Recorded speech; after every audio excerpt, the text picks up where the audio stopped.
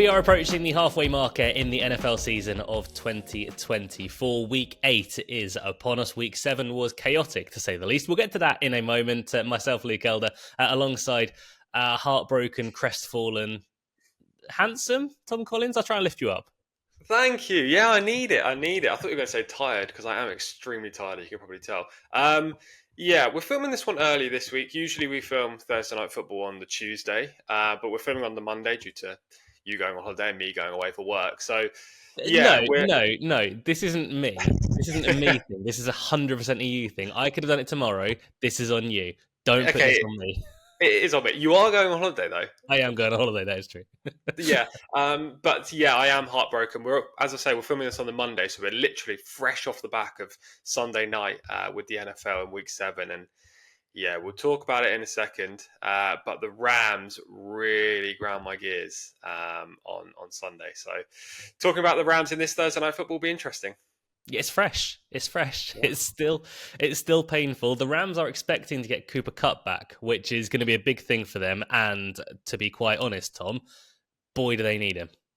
Yeah, absolutely. They play the Vikings this week. It's a good matchup in Thursday Night Football, but we saw the Rams' limitation when Cooper Kupp and obviously Puka Nacua are both out. They need at least one of their star wide receivers to be in the field to be able to, make some big plays. Matt Stafford otherwise just relies on Kyren Williams. And against the Raiders on Sunday, it looked like the Rams were coasting and confident the whole game. At halftime, they held an 8-point lead. They then stretched out in the second half and then kind of capitulated in the third/fourth quarters to only win by 5 points in the end, ruining my handicap and consequently, not landing us a nice touch in our podcast last week. So, yeah, I think with Cooper Kupp back, they're going to be a little bit better. They also need a new kicker because Carty can't even hit one from 30 yards. But yeah, I'll try to stay level-headed through this. Points. Yeah, well, don't get me started on the XPs, mate. Yeah, the Rams missed 4 points through kicking, but maybe better this week. The Vikings are currently 3-point favourites as we're talking. The over-under is 46.5, but the Vikings favourites on the road, Tom. For the early part of that Lions game last week, the Vikings looked absolutely fantastic. And then the Lions worked things out. They still looked good, the Vikings, but I mean, God, in the first half, they looked utterly dominant. They did. And for all that I got the Rams game wrong in terms of my prediction, did get the Detroit game right. They did manage to come through and beat the Vikings, but it wasn't anything that the Vikings did that allowed the Lions to win, if that makes sense. The Lions were just a better team, especially on offense, and outscored the Vikings. I think it was 31-29 in the end. A really good game, and the Vikings put up a good showing. As you say, early in the matchup, it looked like the Vikings were going to roll over the Lions. I think it was 14-0 or 10-0 in the first quarter, and then Detroit came back fighting. The good thing about Minnesota is that they've proven they can really handle the best. This year, they've played 3 top teams, including Detroit on Sunday. They've beaten 2 of them and just gone down by 2 points to the Lions. So they've proven that they can really compete. I don't think the Rams are one of the better teams in the league, to be honest. Even if they had Cooper Kupp and Puka Nacua in the lineup, they only have 50% of that duo. So I think Minnesota -3 are a good bet around 10-11. I'm going to go early with my play here. I'm going to take the Vikings -3. That's going to be my one bet on Thursday Night Football. They are going on the road. It is a short week and it's a relatively long flight from Minnesota to LA. There is that. However, they've proven on both offense and defense this year that they are more than capable of beating a team like the Rams. On offense, for example, their offensive line has been exceptional. Sam Darnold's barely even touched in every game they play. I swear, he's given so much time in the pocket, which is why we've seen a better Sam Darnold in 2024 than we have seen in previous years. Jordan Addison has really stepped up. He made a nice play against the Lions on Sunday and has done so in previous weeks. Obviously, Justin Jefferson, don't really need to talk about him in too much detail. We know he's a potent weapon in this game. Aaron Jones is back to full health, or at least he says he is. And we saw with Green Bay, he's one of the best running backs in the league. And then you move on to the defensive side of things. They've got the 3rd most sacks in the NFL with 24. Their D rushing capabilities is unbelievable. They're giving up just the second fewest amount of rushing yards a game. And when you play the LA Rams, who rely on Kyren Williams, that is huge. And also through the air. I mean, Detroit picked them apart a little bit, but still they were pretty strong against the passing game throughout that matchup and in previous weeks. So I don't really see where the negative here is with Minnesota, and now they're playing the Rams, who are probably a B minus C kind of team. Mhm. I think they cover the spread. Yeah, I'm not against that at all. Looking on the defensive side of things for the Vikings as well. Last week you mentioned that they have got 24 sacks on the season. 4 of them came last week. They got a touchdown as well. The Vikings defense helped keep them in games against better teams more than anything else. Also to mention, I mentioned this on the podcast last week because I put up Amon-Ra St. Brown on Sunday to go overs, which he did. David Montgomery, right? He had quite a good game, didn't he, on Sunday? I mean, he did. Wasn't he playing on one leg? Yeah, he got hurt, but you feel right. He had a good game. Yep. How many yards did he get? I have absolutely no idea. I do know that Jahmyr Gibbs went for like 90, but I don't know what Monty went for. Jahmyr Gibbs went for 116, and he had a couple of long runs and I think a 45-yard touchdown run. Monty only got 31 yards. It felt like he made a lot more plays than that stat line suggests. 9 rushes.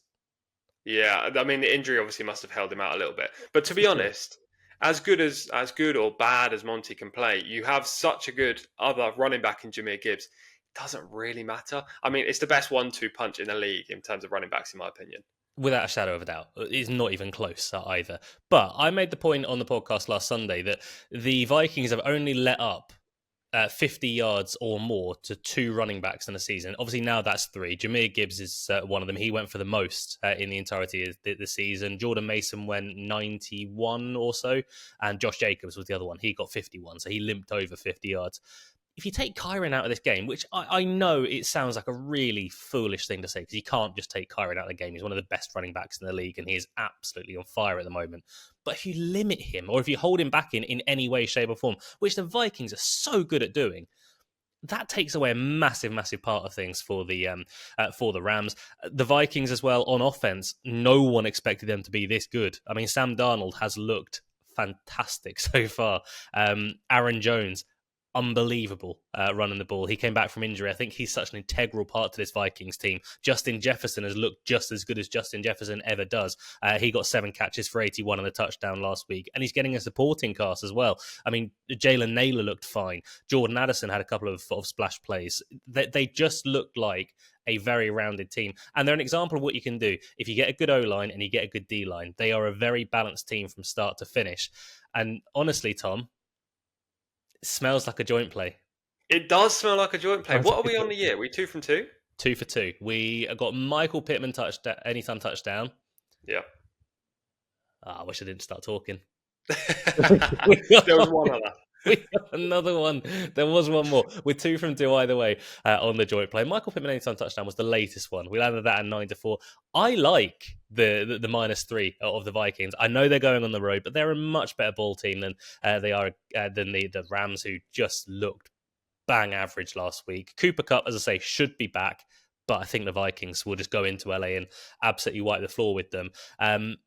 Other honourable mentions, obviously markets aren't out yet, but for any players to sort of stand out, Tom, where are you looking? Yeah, I would just have a look at Justin Jefferson. I know it's very boring, but Jay Jettis is one of the best in the league, and there's no doubt about it. Anytime touchdown could be interesting with Jefferson if you're getting odds against, but at the time of recording this on Monday, we just don't know the price, so I can't put him up as a selection. But just a few stats about Justin Jefferson in this going into this game. He's caught 8 balls on 12 targets for 116 yards on his only previous matchup against the Rams, but that is somewhat irrelevant because it was a couple of years ago. More relevant is the fact that Jefferson this year has 5 touchdowns in his first 6 games. That was 1 touchdown in 5 games rather than a multi-game touchdown spree, if that makes sense.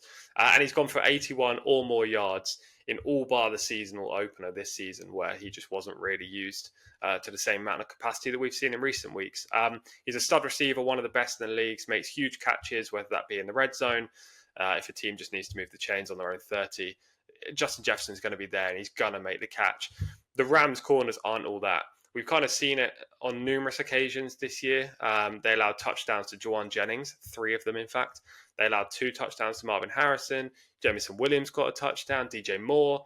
I mean, they are allowing wide receivers to get in the end zone. So I think Justin Jefferson, anytime touchdown, if you're getting odds against, would be interesting. But my only play this week, and it's a joint play, both of us, our only plays are going to be Vikings -3. Yeah, joint play Thursday is a good Thursday. I'll give a mention to Cooper Cup because I think he'll have a big game if he does return, which we are fully anticipating him to.